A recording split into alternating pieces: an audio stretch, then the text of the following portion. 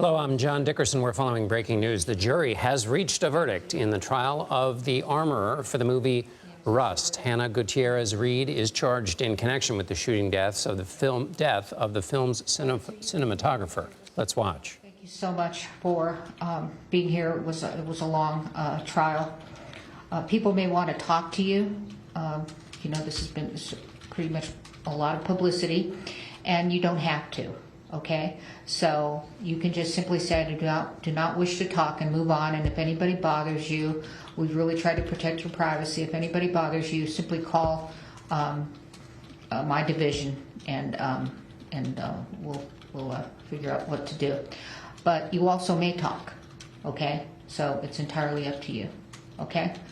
All right. So you can escort them out. Yes, sir. All right. Thank you. All rise. We are joined now by civil and entertainment attorney Tre Lovell. Tre, what do you make of the verdict? Well, the fact it happened so quickly is surprising, but that shows that the jury had very little question. Despite all the problems that the production may have had, the chaos, the other people that may be involved, they ultimately found that it was her responsibility. She could have averted the death, averted the problems, and she didn't. And they weren't going to let anybody else's conduct get in the way of that. And so the charge, so we have a guilty charge on involuntary manslaughter and then not guilty on tampering. Let's stick with involuntary manslaughter here for the beginning. What do you think was the most damning evidence, or was it what you just pointed out, which is the most damning evidence is that Gutierrez-Reed was responsible for this? And so what do you think was the most damning evidence on that front? Well, being the armorer, she's the expert on set. She's the expert for firearms. She is charged with firearm safety. So if the fact that there was a live bullet put in the gun, it ultimately is going to come to rest with her.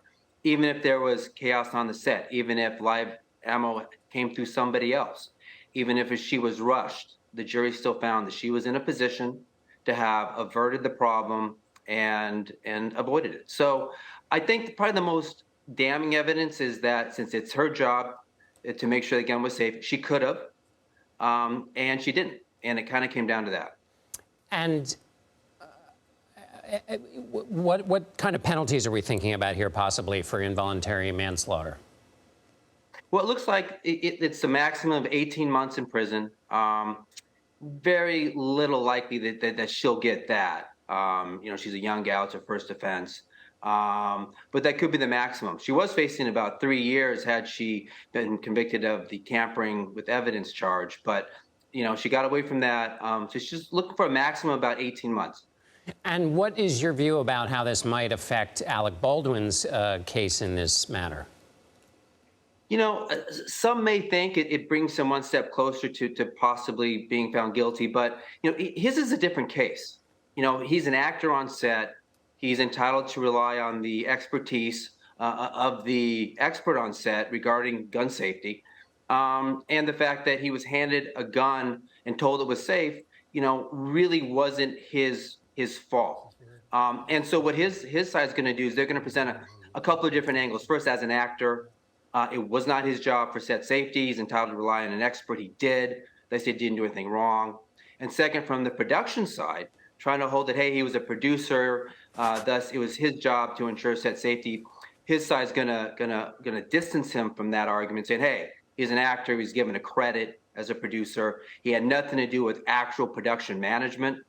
And thus, even on that side, he's not guilty. All right, Tre Lovell, thank you very much for helping us understand this verdict. We appreciate it. Thank you so much.